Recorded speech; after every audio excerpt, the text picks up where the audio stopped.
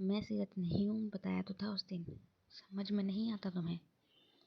सीरत को 14 साल पहले उसके यूँ अचानक बताए बगैर जाने पर गुस्सा तो था ही। उसे रनम के साथ देखकर मजीद गुस्सा आया। और 3 दिन पहले कशान उसके घर गया था। यकीनन उसने अपने भाई को बताया होगा सीरत का, मगर वो उसे देखने तक नहीं आया। तो भला सीरत को क्या ज़रूरत है इसे पहचानने की? तो तुम सीरत नहीं हो। सुभान ने अपनी तरफ का कार का दरवाज़ा बंद करके सीरत के पास आकर पूछा। तो क्या स्टैम्प पेपर पर लिख के दूँ? सीरत ने बोलकर सर झटका। तो ठीक है, आज चोरी के जुर्म में हवालात की हवा खाकर देकर फिर। सुभान ने उसका हाथ पकड़ खींच कर अंदर ले जाने लगा। सोबी, क्या कर रहे हो? छोड़ो मेरा हाथ। पागल तो नहीं हो गए हो? सीरत अपना हाथ छुड़ाते हुए बोली। अब इनकार करो कि सीरत नहीं हो। सीरत का हाथ छोड़कर उसकी आंखों में झांकते हुए बोला, हाँ हूँ तो फिर? सीरत ने इतरा कर बोला। तो सुभान ने अपनी आंखें बंद करके दोबारा खोली। कार में बैठो, सुभान ने बोलते हुए ड्राइविंग सीट संभाली। सीरत भी आकर कार में बैठ गई। कार सीरत के फ्लैट के आगे आकर रुकी। सीरत दरवाज़ा खोलकर उतरी। फ्लैट की सीढ़ियाँ चढ़ने लगी। सुभान ने भी उसकी पैरवी की। अब बताओ, इतने सालों बाद मिली हो, किस बात पर खफा हो? फ्लैट के अंदर दाखिल होकर सुभान ने उससे नरम लहजे में दरियाफ्त किया। थोड़ी देर पहले वाला गुस्सा अब कहीं गायब हो गया था। वजह भी मैं ही बताऊं? तुम्हें कुछ नहीं मालूम? नाराज़गी अब कहाँ रही थी? फिर भी शिकवा करती नज़रों से सीरत ने उसे देख कर कहा।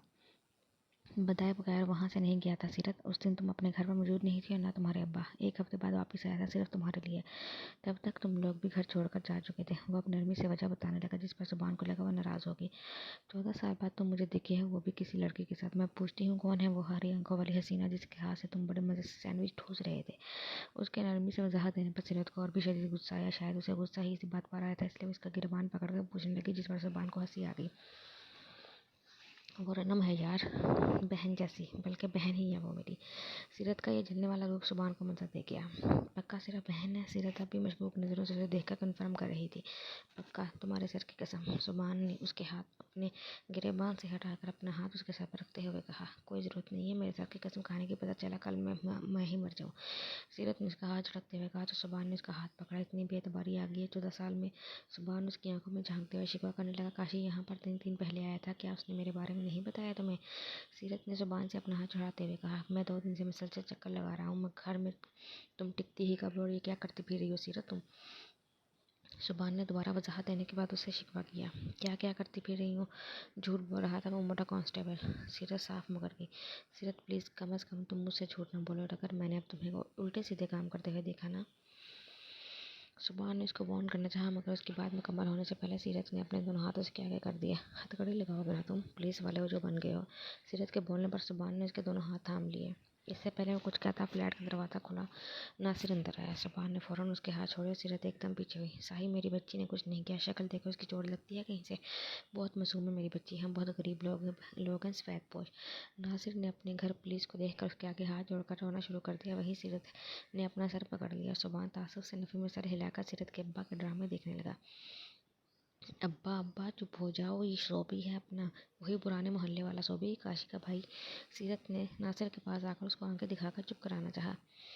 हाँ, याद आया, शोबी जवान हो गया है माशाल्लाह, पुलिस भी बन गया है। यहाँ क्यों ले आई हो इसको? नासिर ने मुस्कुराकर मगर आखिर जुमला सीरत के कान में सरगोशी करते हुए कहा, जिस पर सीरत नासिर को आंखें दिखाकर ज़बरदस्ती मुस्कुराई। बैठो, तुम अब्बा के साथ चाय बना कर लाती हूँ। वो मुस्कुराकर सुभान से बोली, किचन में चली गई। सुभान वहीं कुर्सी पर नासिर के साथ बैठ गया। नासिर से बातें करने लगा। उसने सीरत और नासिर दोनों को बहराव से यूसरा के बारे में बताया। आंटी रनम को भेज दें बाहर, मैं कार में उसका वेट कर रहा हूँ। कशान ने यूसरा को अपने रूम में आता देखा तो बोला, हाँ मैं तुम्हें यही बताने आई थी। यशल ने पार्लर से आते हुए रनम को पिक कर लिया है, बस अब तुम्हें उसे लेने जाना होगा। यूसरा ने मुस्कुराते हुए कशान को बताया, मगर यूसरा की बात सुनकर कशान की पेशानी पर बल नमदार हुए, जिसे वो फ़ौरन छुपा गया। मगर आपने उसे इजाज़त क्यों दी? मैं छोड़ आता। सोबी ने मुझे एहतियात से चले जाने और वापस लाने के लिए कहा था। कशान ने संजीदगी से बोला। तो यूसरा मुस्कुरा दी। उसे कशान का यूँ रनम की फिक्र करना अच्छा लगा। दरअसल यशल ही रनम की ऐसी उसकी फ्रेंड है जिसके भरोसे मैं रनम को भेज देती हूँ और किसी के साथ अलाउ नहीं करती। अब तुम उसे एहतियात से घर ले आना। यूसरा के कहने पर कशान ने सर हिलाया। यूसरा के रूम से जाने के बाद कशान भी लब भींचकर कमरे से बाहर निकल गया। बाहर आओ फ़ौरन। यशल के घर के बाहर गाड़ी रोकर कशान ने मोबाइल पर कॉल मिलाकर रनम को कहा, मगर मुझे तो अब 1 घंटा हुआ है यहाँ आए हुए। रनम ने अपने मोबाइल पर कशान की कॉल देखी तो सोच में पड़ गई। कॉल रिसीव की तो उसकी बात सुनकर आहिस्ता आवाज़ में एहतजाजन बोली, सुनाई नहीं दे रहा तुम्हें क्या कह रहा हूँ? फ़ौरन बाहर आओ इस वक्त। कशान ने उसे डांट कर कहा। कॉल काट दी। थोड़ी देर बाद उसे घर के गेट से रनम बाहर आती दिखाई दी। वो बेखुद सा होकर उसे देखने लगा। अपनी आंखों के हमरंग कपड़ों में वो कोई उत्साही मालूम हो रही थी। कशान गाड़ी का दरवाज़ा खोलकर बाहर निकला। वह बुझी बुझी सी चलती हुई उसके पास आई। कशान की नज़रें भटक उसके गहरे गले और स्लीवलेस से छलकते बाजुओं पर पड़ी। दुपट्टा सही से लो, फौरन गाड़ी में बैठो। कशान ने अपने दिमाग को ठंडा रखते हुए कहा। मगर अभी तो फंक्शन स्टार्ट हुआ है। रनमन कशान के तासुरात देखकर मुनमुनाते हुए कहा। क्या बोल रही हो? जरा फिर से बोलो। कशान ने नाजुक से बाजू को सख्ती से पकड़ते हुए इस्तफसार किया, जिस पर रनम ने हैरत से उसको देखा। कशान के सख्त हाथों की उंगलियां अपने मुलायम से बाजू में करती हुई महसूस हुई तो रनम को रोना आने लगा।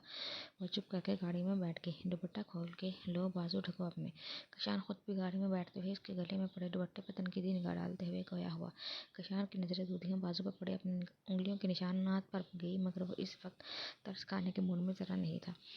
रनम ने पूरा दुपट्टा खोलकर अपने बाजुओं को ढका, आंखों में आई नमी साफ की। बाल बांधो अपने और अब लिपस्टिक भी साफ करो। कशान की आवाज़ पर रनम ने एक बार फिर शिकवा भरी नजर इस पर डाली, जिससे कशान पर कोई फर्क नहीं पड़ा, बल्कि उसकी तरफ टिश्यू बढ़ाया। रनम चुप करके टिश्यू थामकर अपने होंठों पर रगड़ने लगी। बालों का जोड़ा बना लिया। जोड़ा बनाते हुए यही सोच रही थी, इतनी इंस्ट्रक्शन तो कभी पापा और भैया ने भी नहीं लगाई थी। कशान ने कार स्टार्ट कर दी तो रनम को मजीद रोना आने लगा। किस बात पर रोना आ रहा है तुम्हें? ऐसा क्या बोल दिया है मैंने? इस तरह के कपड़े बंदा घर में पहन ले अच्छा लगेगा? हर कोई नज़र भर भर के देखे। मुझे तो इस तरह बिल्कुल अच्छा नहीं लगेगा। कशान कार ड्राइव करते हुए सिर उतर देखकर संजीदगी से बोला। फंक्शन में ऐसे ही ड्रेसिंग की जाती है, बाल खोलती हैं लड़कियां, मेकअप करती हैं। रनम ने हिम्मत जमा करके अपने हक में बोलना चाहा। हाँ, मगर अभी तुम फंक्शन में नहीं मेरे सामने हो, इसलिए बाल बनवाने और ये लिपस्टिक चढ़वाने को बोला। कशान ने ड्राइविंग करते सरसरी निगाह उसकी रोई हुई आंखों पर डाली। बाल बंधवाने, लिपस्टिक चढ़वाने का भी कोई फ़ायदा नहीं हुआ। दिल अब भी उसके लिए बेईमान हुआ जा रहा था। तो कशान ने लंबी सांस खींची। मैं आपके सामने मेकअप नहीं कर सकती या बाल नहीं खोल सकती। मुझे तो इस बात का मतलब समझ नहीं आया। रनम को रह रहकर फंक्शन अटेंड ना करने का मलाल हो रहा था। फिर कशान के नरम पड़ने पर वो मजीद हिम्मत करके बोली। अभी के अभी सारे मतलब समझाने वाले नहीं हैं, आगे जाकर इकट्ठे ही एक बार में समझा दूंगा सारे मतलब। आपकी बार रनम को देखने से ग्रेज करके सामने ड्राइविंग करता हुआ बोला। नहीं, मुझे तो अभी जानना है इस बात का मतलब, आप बताएं मुझे। रनम की बात पर कशान ने गर्दन मोड़कर उसकी तरफ देखा। रनम को लगा जैसे वो मुस्कुराहट छुपा गया हो। रनम मजीद झुंझलाई। अगर अभी मतलब समझाने बैठ गया ना तो यही कार में बेहोश हो जाना है तुमने। संजीदगी से बोलने के बावजूद उसकी आंखें मुस्कुरा रही थी। रनम कुलस के रह गई।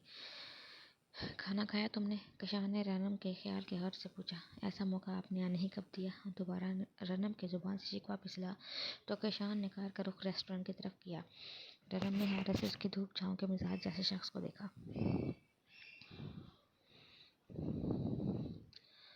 कार से उतरो, खाना खुद यहाँ पर चलकर नहीं आएगा। कशान ने कार पार्क की रनम की नज़रें अपने ऊपर महसूस करके बोला। रेस्टोरेंट में आकर कशान ने कैबिन बुक कराया, खाना ऑर्डर किया। जब तुम्हारा प्रोग्राम मेरे साथ जाने का था तो तुम अपनी दोस्त के साथ क्यों गई? अब वो दोबारा संजीदगी से रनम को देखकर पूछने लगा। तो आप इसलिए मुझे वहाँ से लेकर आ गए क्योंकि मैं आपके साथ नहीं गई? रनम ने हैरत से उसे दरियाफ्त किया। गुड, तुम काफ़ी होशियार होती जा रही हो। सिगरेट सुलगाते हुए कशान ने उसको दांत तलब नजरों से देखा तो रनम उसको हैरत से देखेगी। आप ऐसा क्यों कर रहे हैं मेरे साथ? रनम ने अभी भी हैरानगी से उसको देखकर पूछा। कैसा कर रहा हूँ तुम्हारे साथ? वो अब गहरी नज़रों से उसको देखकर पूछ रहा था। रनम उसकी आंखों की तपिश से अपनी नज़रें झुका गई। यही जो कर रहे हैं ये सब ठीक नहीं है, रनम ने घबरा कर मेज़ की सतह को घूरते हुए कहा।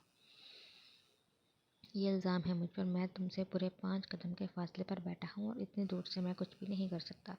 सिगरेट का धुआं उड़ाता हुआ वो मुसलसल गहरी नज़रों से देख कर रनम को नर्वस करने पर तुला हुआ था। इतने में वेटर खाना लेकर आया। कशान को कुछ खास भूख नहीं थी, मगर रनम के साथ देने के लिए खाना खाने लगा ताकि अब वो भी रिलैक्स होकर खाना खा ले। अभी खाने का दौरान हुआ था। रनम की आंख में कुछ चुभन का एहसास हुआ। आंख को जोर से मसलने पर उसे जलन होने लगी। टेबल पर ब्लैक पेपर खुला हुआ रखा था, शायद फैन की हवा से उसकी आंख में चला गया। इधर दिखाओ, क्या हुआ? रनम की आंख बुरी तरह मसलता देखकर कशान खाना छोड़कर उसके पास आया और उसे खड़ा करके चेहरा ऊपर उठाकर उसकी आंखों को अपनी उंगली की पोर से ऊंची करके देखने लगा। कुछ चला गया है, शायद जल रहा है बहुत। रनम के बोलने पर कशान टिश्यू पेपर से आंख की साइड साफ करने लगा जो कि रेड हो चुकी थी। क्या अभी भी जल रहा है? वो आहिस्ता आहिस्ता से आंख में फूंक मारकर रनम से पूछने लगा। नहीं, अब ठीक है, आप पीछे हटे प्लीज़। रनम के घबरा कर बोलने पर कशान को एहसास हुआ कि वो उसके बेहद करीब खड़ा था। केबिन में इतनी स्पेस नहीं मौजूद थी कि रनम खुद पीछे होती। जब उसकी बात का कशान ने नोटिस नहीं लिया तो रनम ने कशान के सीने पर अपने दोनों नाजुक हाथ रखकर उसे पीछे करना चाहा। कशान ने टस से मस हुए बगैर उसके दोनों नाजुक हाथ अपने सख्त हाथों में थाम कर नीचे किया। उसका चेहरा अपने हाथों में थाम कर ऊंचा किया। ईशान प्लीज़। रनम की हार्ट बीट जो उसके करीब आने से पहले ही बढ़ी हुई थी। मजीद उसकी जरूरत पर रनम को लगा उसका दिल अभी के अभी बंद हो जाएगा। एक दफ़ा फिर मेरा नाम लो। रनम का चेहरा अपने चेहरे से और भी करीब करके उसके मुंह से अपना नाम सुनने की ख्वाहिश कर रहा था। कशान, मुझे डर लग रहा है आपसे। उसकी गुर्बत को देखकर रनम की हालत गैर होने लगी। मुझे भी। वो उसके होंठों पर झुकने वाला था। रनम ने चेहरे का रुख दूसरे सिमट किया। रनम के कान के झुमके ने कशान के चेहरे को छुआ। वो कशान ने अपने होंठों से उसके झुमके को सहरा में इस लम्हे को मोबाइल की बेल ने तोड़ा तो कशान शहर से आज़ाद हुआ। पीछे हटकर पॉकेट से अपना मोबाइल निकाला। कॉल रिसीव की। जी आंटी, वहीं के लिए निकला हूँ। बस आधे घंटे में रनम को लेकर घर आता हूँ। युस्टा से बात करके कॉल रखी। रनम अभी भी वैसी की वैसी सुन खड़ी थी। एक बार दोबारा कशान उसके पास आया। उसका दुपट्टा ठीक करता हुआ उसे देखकर बोला, चलो घर चलते हैं, आंटी वेट कर रही है हमारा। रनम पर भरपूर नजर डालकर वह केबिन से बाहर निकल गया। रनम अपने आप को नॉर्मल करते हुए उसके पीछे आई। कार में मुकम्मल खामोशी थी। रनम अपने दोनों हाथों को गोद में रखे नजर झुकाए बैठी थी। कशान ड्राइव करते हुए एक नज़र उस पर डाल लेता। खामोशी जब तूल पकड़ने लगी तो कशान ने लंबा सांस खींचकर रनम का नाजुक हाथ अपने हाथ में लिया। अब वो एक खास स्टीयरिंग थामे ड्राइविंग कर रहा था। उसे बेशक तुम मेरी खुदगर्जी समझ रहे हो या फिर मनमानी कि मैंने तुमसे तुम्हारी मर्जी नहीं जाननी, तुमसे पूछे बगैर तुम्हें अपनी ज़िंदगी में शामिल करने का फैसला कर लिया। रनम, सोफी ने तुमसे हमारे बचपन के बारे में तो जिक्र किया होगा। हमारा दोनों का पूरा बचपन ही महरूमियों में गुजरा है, जिसका असर सोफी ने शायद इतना नहीं लिया हो, या फिर यूँ कह लो कि वो शुरू से ही ठंडे मिजाज का बहुत आसान सा इंसान है, मगर जिस माहौल में हम दोनों पले बड़े हैं उसका असर लेते हुए मेरे अंदर सख्ती सी आ गई है। या शायद मैं शुरू से ही थोड़ा पेचीदा बनता हूँ। गुस्सा चलता जाता है मुझे। बचपन की महरूमी और जेल के माहौल ने मेरे अंदर तलखी पैदा कर दी है, मगर मुझे ऐसा लगता है तुम्हें अपनी ज़िंदगी में शामिल करके मैं इन तलख यादों और बातों को भूल सकता हूँ। क्या तुम मेरी इन तलखियों को दूर करने में मेरी मदद करोगी? प्रॉमिस करता हूँ पूरी ईमानदारी के साथ तुम्हें अपनी ज़िंदगी में शामिल करके खुश रखने की कोशिश करूँगा। मेरी ज़िंदगी में जो भी खला रह गया, इस खिला को सिर्फ तुम्हारी मौजूदगी पूरी कर सकती है। क्या मैं तुमसे उम्मीद रखूँ कि तुम मेरा साथ दोगी? कशान नरम लहजे में उसका हाथ थामे से पूछ रहा था। इस वक्त वो रनम को एक अलग इंसान लगा। मालूम नहीं क्यों, मगर रनम का दिल नहीं चाहा वो उसके हाथ से अपना हाथ छुड़ाए। उसने अपने सख्त हाथों से बहुत नरमी से रनम का हाथ थामा हुआ था। रनम को उसको देखकर मुस्कुराती। ये मुस्कुराहट यकीनन उसकी मात की थी, इसलिए कशान भी मुस्कुरा दिया। हफ्ते भर के टफ रूटीन के बाद आज वो घर में रिलैक्स सबके साथ बैठा हुआ था। शहर में जगह जगह ऑपरेशन की वजह से पूरा हफ्ता सुबहान का बिजी गुजरा, जिसकी वजह से घर भी इसका रात को लेट आना होता। सीरत से भी इसकी 2 ही दफ़ा बात हुई थी, जिसमें उसने नासिर की तबीयत खराबी का जिक्र किया था। हफ्ते भर की टफ ड्यूटी के बाद आज उसे छुट्टी का दिन नसीब हुआ था। दोपहर का वक्त था। इतवार के दिन की वजह से बहरोज़, कशान और रनम घर पर मौजूद थे। रनम यशर की इंगेजमेंट के बाद अपने सेमेस्टर्स में बिजी हो गई थी। उस दिन केबिन वाले वाक़े के बाद 3 दिन तक तो वो कशान के सामने भी नहीं आई थी। दूसरा, पेपर्स की वजह से खाना बेडरूम में मंगवा लेती, मगर बहरोज़ के कहने पर कि खाना सबके साथ बैठकर खा, वह अपने रूम से निकलती, मगर कशान के पास सामने पाकर उसकी नज़र झुक जाती। मेडिसिन रख लिया आपने अपनी सारी? कब तक वापसी करेंगे? दोपहर के खाने के दौरान सुबह युसरा से पूछने लगा। फ़रा बहुत दिनों से युसरा को बुला रही थी, तो युसरा का हैदराबाद जाने का प्रोग्राम बन गया। सब कुछ रख लिया है मैंने, बस तुम अपने पापा का ख्याल रखना। वापसी इंशाल्लाह 3 से 4 दिन में कर लूँगी। युसरा ने सुबहान को देखते हुए, कैसे जाएंगी आंटी, मैं आपको छोड़ाता हूँ। कशान ने युसरा को देखकर कहा तो युसरा मुस्कुरा दी। नहीं बेटा, मैं ड्राइवर के साथ आसानी से चली जाऊँगी। सुबहान को भी मैंने मना किया है, इतनी टफ ड्यूटी के बाद वो कहाँ ड्राइविंग करेगा। तुम भी छुट्टी का दिन घर में एंजॉय करो। ये प्लेट क्यों खाली है? सही से खाना खा लो। अरे बहरोज़, आप ये कौरमा टेस्ट करें, आज आपके साहबजादे ने अपने हाथों से बनाया है। युसरा ने कशान को जवाब देकर बहरोज़ को मुखातिब किया। पैसा आता कशान की निगाह रनम की तरफ उठी तो रनम ने जल्दी से अपनी निगाह प्लेट की तरफ झुका ली और खाना खाने लगी। ये मंजर सुबहान की आंखों से छुपा नहीं रह सका। अरे वाह, मेरी बेटी ने खाना बनाया है, लाओ मुझे दो। बहरोज़ ने खुश होते हुए युसरा से डिश ली। बहरोज़ के बाद कशान अपनी प्लेट में कौरमा निकाला। काशी मुझे भी दो, फर्स्ट टाइम मेरी बहन ने कोई चीज़ बनाई है, पता तो चले कैसा बना है। सुबहान ने कशान को मुखातिब करते हुए कहा। सब ने खाना अच्छे माहौल में खाया। इतने में सुबहान के मोबाइल पर सीरत की कॉल आई। एक्सक्यूज़ करता हुआ वहाँ से उठकर बाहर निकल गया। हाँ सीरत, कैसी है तुम? आज शाम मैं तुम्हारी तरफ चक्कर लगाता हूँ। सुबहान ने कॉल रिसीव करते हुए सीरत से कहा। सो भी शाम में नहीं, प्लीज़ तुम अभी आ जाओ, अब्बा की तबीयत ठीक नहीं, मैं उन्हें अस्पताल लेकर आई हूँ।